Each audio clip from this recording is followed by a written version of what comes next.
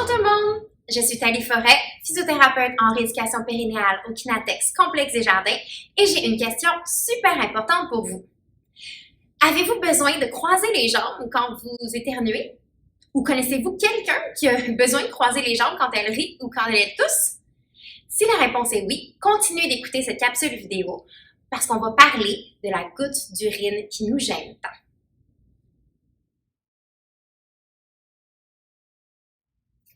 Quand j'étais jeune, j'avais tendance à rire de ma mère qui se tortillait puis qui se croisait les jambes pour empêcher une goutte d'urine de tomber quand elle riait. Je lui conseillais même de pas trop rire là, pour être sûre et certaine qu'il n'y aurait pas de fuite d'urine. Et j'ai trouvé ça drôle jusqu'à temps que j'apprenne à l'université que cette goutte d'urine était signe d'incontinence urinaire. Ben voyons, Dali, t'exagères, que vous allez me dire. Et ce qui est aussi exactement la même réponse que ma mère m'a donnée. Malheureusement, cette fameuse goutte est la définition mot pour mot de l'incontinence urinaire, qui est définie par une perte involontaire d'urine. La quantité n'est pas spécifiée dans la définition, ce qui fait que cette goutte-là, c'est la goutte de trop et qui est preuve d'incontinence urinaire.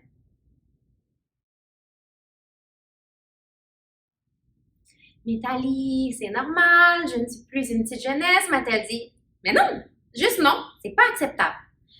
OK, je vous concède que l'incontinence urinaire est fréquente. On rapporte entre 25 à 45 des femmes, tout âge confondu dans le monde, qui sont affectées par l'incontinence urinaire.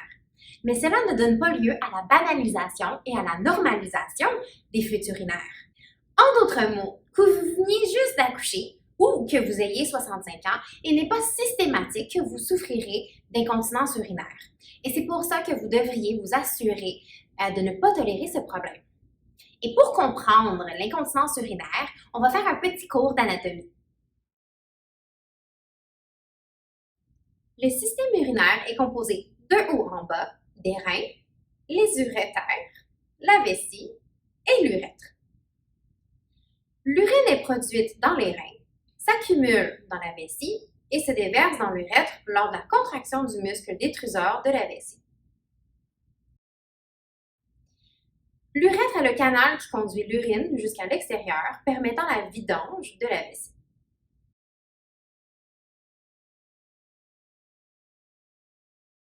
Le plancher pelvien est transversal au système urinaire et est situé au niveau de l'urètre. Il est composé de plusieurs muscles et contrôle l'ouverture et la fermeture de l'urètre, de l'anus, ainsi que du vagin chez la femme. C'est en comprimant l'urètre que le bassin et les muscles pelviens nous permettent de se retenir. Par exemple, pour éviter d'utiliser les toilettes publiques et de se rendre jusqu'à la maison. C'est ainsi qu'il prévient tout déversement involontaire en comprimant l'urètre. Alors, comment est-ce que tousser ou rire résulte en une fuite urinaire? C'est que le plancher pelvien, lorsqu'il souffre de faiblesse, peut parfois laisser passer de l'urine à cause d'une augmentation de pression intra-abdominale. C'est ce qu'on appelle de l'incontinence urinaire d'effort, l'un des 3 types principaux d'incontinence, et c'est celui-là qui est le plus fréquent. Rire, tousser, éternuer et vomir sont toutes des actions qui augmentent la pression intra-abdominale et qui peuvent déclencher des fuites urinaires.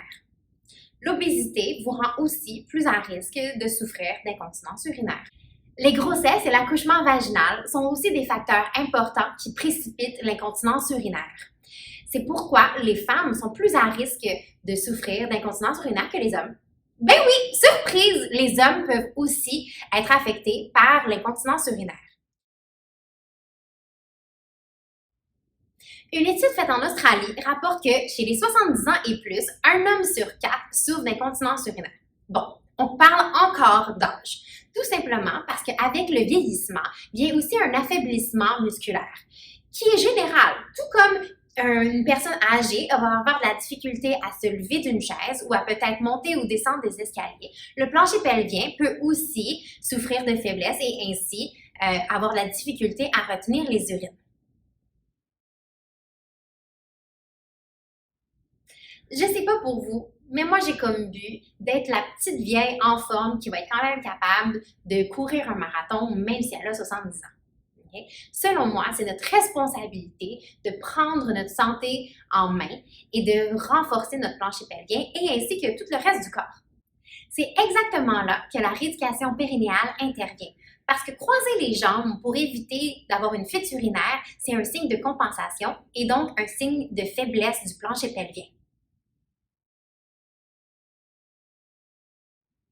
Vous pensez avoir besoin d'aide pour renforcer votre plancher pelvien? Alors n'hésitez pas à me consulter pour une évaluation ainsi qu'un entraînement spécialisé à votre condition. Je vous conseille aussi de consulter nos capsules vidéo pour en apprendre plus en général sur la rééducation périnéale.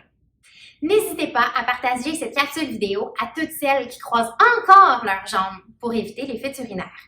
Je suis Thalie Forêt, physiothérapeute au Kinatex Complexe des Jardins et je vous souhaite une bonne journée.